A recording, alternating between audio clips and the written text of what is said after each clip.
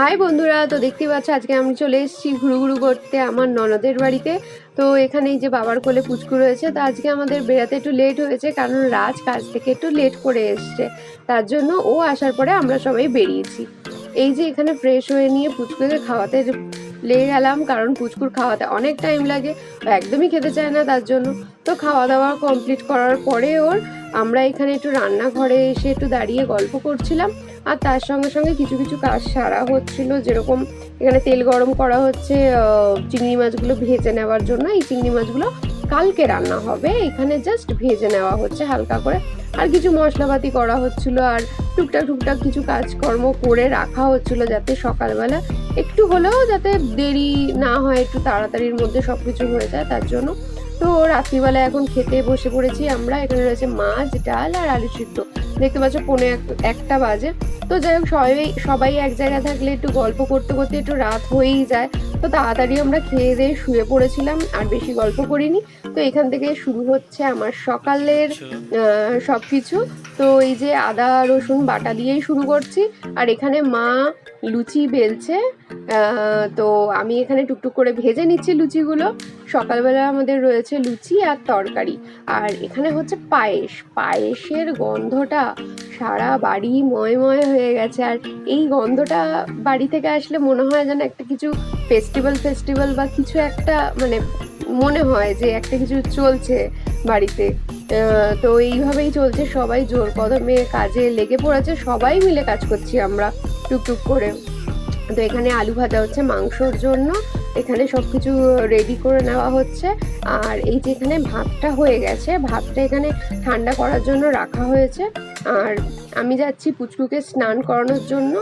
আর বাবা এখানে একা একা বসেছিল, বাবার আর টিভি দেখতে আর ভাল লাগছিল না বলে বললো যে দাও পেঁয়াজটা কেটে দিই। তো পেঁয়াজটা বাবা ছুলতে বসে গেল। তো সবাই মিলে কিছু না কিছু আমরা করছি। আর মাটনটাও এখানে ধুয়ে রেডি করে রাখা হয়েছে। তো পেঁয়াজ এবার সব তাড়াতাড়ি করে কেটে নিয়ে তারপরে আমরা মাটনটা মানে বসিয়ে দেবো। এই যে এখানে পুচকু আর দাদা ভাই মিলে দুজনে খেলা চলছে। আর এখানে ভাতটা এতটাই ছিল বলে এক জায়গায় ঠান্ডা হচ্ছিল না বলে এখানে ছড়িয়ে আমরা ঠান্ডা করে নিচ্ছি, যাতে রাইস করার সময় যাতে ভেঙে না যায়, গরম থাকলে তো ভেঙে যেতে পারে, তার জন্য।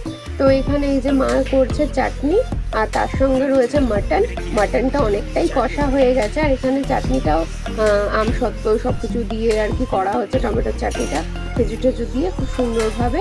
আর এখানে মাটনটাও মানে অনেকটাই কষা হয়ে গেছে, দেখো কালারটা দেখতে পাচ্ছ, দারুণ এসছে এখানে। আর এটা বেশি ঝোল হবে না, বেশ একটা কষাই হবে মাটনটা। আর পুচকুকে দুপুরের খাওয়া দাওয়া নিয়ে নর্মালি যেরকম হয়, ও খেতেই চায় না, ওর পেছনে অনেকটা টাইম যায় খাওয়া নিয়ে, দুষ্টু একটা। তো যাই হোক, এইখানে চলো এবার 3টে বাজতে যায় প্রায়। তো রাইসটা হলেই আমাদের মোটামুটি সব কিছুই কমপ্লিট। এখানে হচ্ছে মা রাইসটা করছে, কেন মায়ের হাতের রাইসটা খুবই ভালো হয়, সেই জন্য মা এখানে রাইসটা করছে। আর তাড়াতাড়ি করে এবার সব কিছুই হয়ে যাবে, আমাদের রাইসটা হয়ে গেলেই খাওয়া দাওয়া কমপ্লিট হয়ে যাবে। তো আমরা চলে এসেছি, এখানে সব কিছু সাজিয়ে গুছিয়ে দেওয়া হচ্ছে। আর এখানে তোমার দেখতেই পাচ্ছ রান্নাবান্নাগুলো সব গুছিয়ে মা বাটি করে দিচ্ছে আস্তে আস্তে করে। এই হচ্ছে আমাদের আজকের মেনু। আর এই মিষ্টি দইটা জাস্ট অসাধারণ, মানে একদম ওপরের মালাইটা যা ছিল না, দারুণ ছিল। আর এই যে সবকিছুই ঘরে বানানো, এই ফিশ ফ্রাইটাও ঘরে বানানো। তো মাটন আর চিংড়ি মাছের এইটা দারুণ হয়েছে, আর মাটনটা তো সুপারব ছিল।